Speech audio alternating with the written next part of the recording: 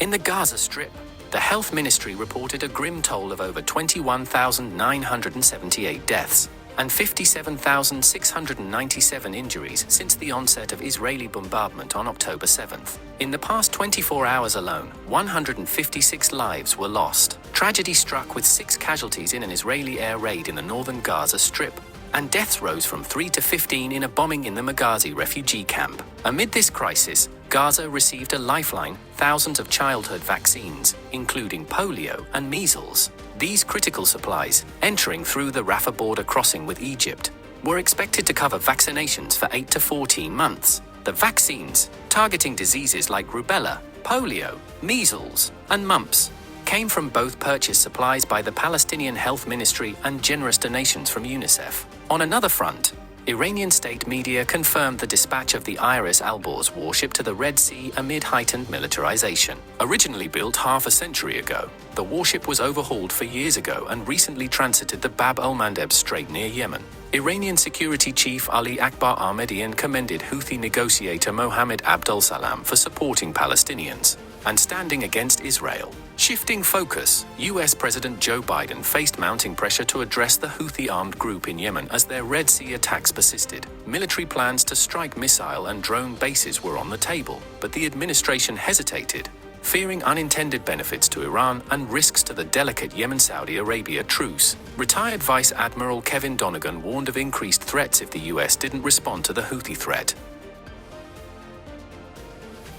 The Human Rights Commission of Pakistan has expressed concerns about the lack of a level playing field granted to certain political parties in the run-up to the upcoming February 8th general election. एक civilian infrastructure मौजूद है और उसी civilian infrastructure की prima facie ये responsibility है कि यहाँ पे फ्री एंड फेयर इलेक्शन हो, ना कि सिर्फ फ्री एंड फेयर हो, यहाँ की आवाम को अपनी आज़ादी इजहार राय का हक हो।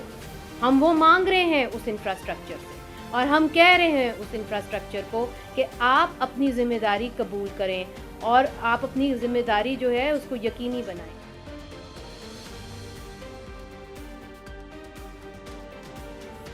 Pakistan's caretaker Prime Minister Anwar-ul-Haq Kakar said Baloch militant outfits were being funded by Indian intelligence agency research and analysis wing for carrying out terrorist acts in the country.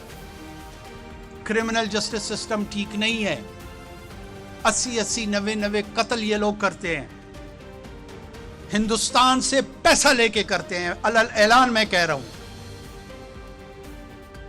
Raw की फंडिंग के साथ करते हैं। कहें ये कि नहीं करते हैं।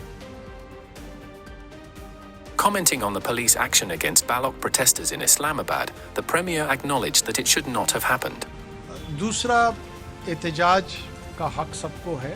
ये आप लोगों के यहाँ मुझे खुशी होती है कि बलूचिस्तान और बलूचिस्तान से जुड़े हुए लोगों के लिए बड़ी हमदर्दी पाई जाती है, सबको है।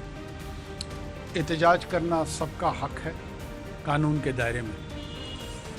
जब लफ्ज़ कानून आ जाता है तो फिर वो उसके दायरे भी, ये 9 मई पे हमारा झगड़ा क्या है, वो भी एहतजाज ही कर रहे थे। लेकिन जब वो उन दायरों से बाहर जाते हैं लोग, तो फिर कानून का जो निफाज करने वाले लोग होते हैं वो उस दायरे में उसको वापस लेके आते हैं। बाज़ औक़ात नहीं होना चाहिए था, लेकिन वहाँ पे स्टोन पेल्टिंग हुई, पथराव हुआ, जिसके नतीजे में शायद लाठी चार्ज और वाटर कैनन का भी इस्तेमाल हुआ।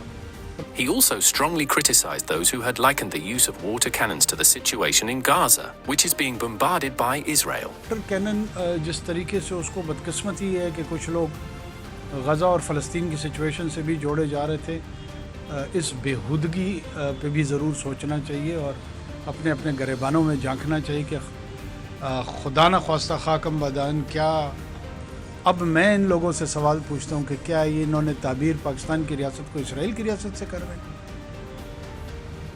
ये सारे कोई किसी चीज़ का हवाला देता था और कोई किसी तरह की गुफ्तगू करता था।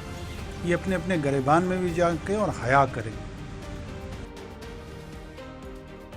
A powerful earthquake struck central Japan, causing destruction and claiming at least one life. The quake, with a preliminary magnitude of 7.6, triggered waves along Japan's west coast and South Korea. Tsunami warnings were issued for Ishikawa, Niigata, and Toyama prefectures, with a major tsunami warning initially issued for Ishikawa but later downgraded. Russia and North Korea also issued tsunami warnings. The earthquake led to building collapses, fires, and disrupted power to tens of thousands of homes. Rescue operations are underway, with one reported fatality in Shika town. Japanese Prime Minister Fumio Kishida instructed search and rescue teams to prioritize saving lives, acknowledging access challenges due to blocked roads. The Japan Meteorological Agency warned of possible strong aftershocks in the coming days. Images showed collapsed buildings in Wajima, with reports of 30 buildings collapsing and a major blaze. The quake impacted Tokyo, 500 kilometers away.